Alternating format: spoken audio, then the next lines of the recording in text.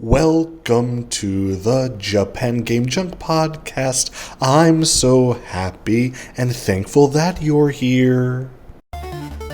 Hello again. Welcome back to the Japan Game Junk podcast, the only podcast on the internet.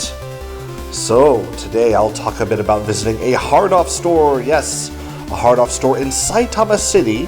Saitama City is a conglomeration of many former cities that merged to become the capital of Saitama Prefecture, Saitama City, since 2006, I believe. Maybe 2005. Anyway, in the city there are many hard-off stores, and this is one of them. The Saitama Kami Komachi store in, I believe, Urawa Ward. But anyway, it's not the biggest store, it's not the best store. But here are some things that are there that, hey, if you go and check it out, maybe you want it. First, the Pokemon-branded Pikachu Game Boy printer, which does work and has a little piece printed out on it to show that it works. A 20,000 yen accessory for your Game Boy.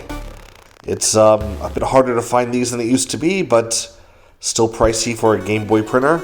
But hey, maybe you want it. 40,000 yen. 40,000 yen for a complete in-box PC Engine Duo R.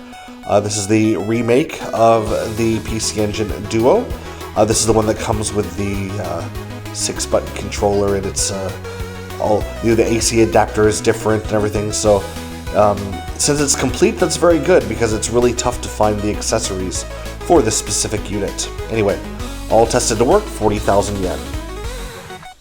This store also had quite a bit of random stuff in its showcase.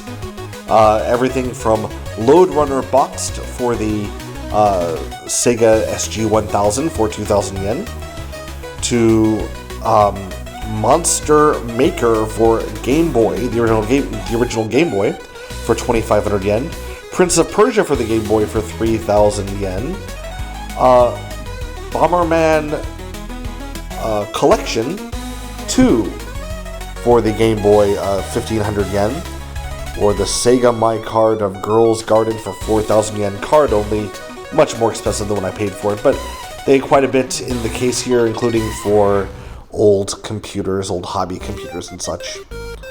Godzilla attacking the Archipelago for the Sega Saturn, the real-time monster attack simulation, 2,000 yen, a little bit on the cheaper side for something that looks like it's in good condition.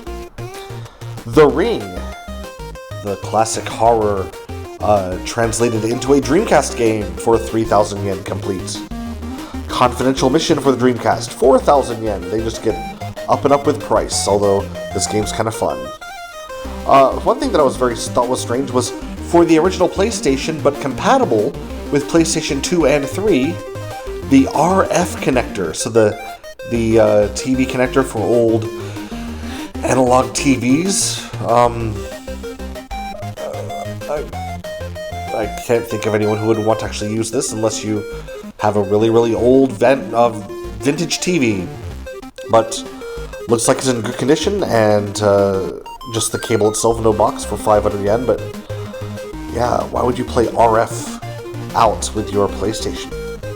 One thing I thought that was actually not too bad was for 64 gigabytes of an SD card, 1,000 yen. But this is the one that has this is from SanDisk, and it has the Zelda Breath of the Wild logo on it. It's like a special edition memory card. So they paid for the license to have that on the card, and maybe it's a good match for your Switch.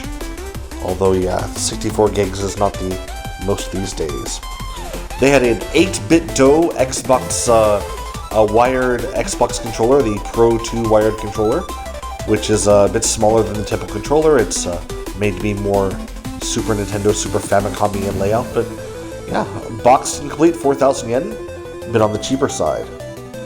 And not so much on the cheaper side, for 60,000 yen, a Sony MSX2 Plus machine. This is the F1X DJ unit, and boxed and complete. But yeah, you better hope that it works perfectly. They have a guarantee on it for that much money. It also includes a boxed copy of Load Runner. That's nice.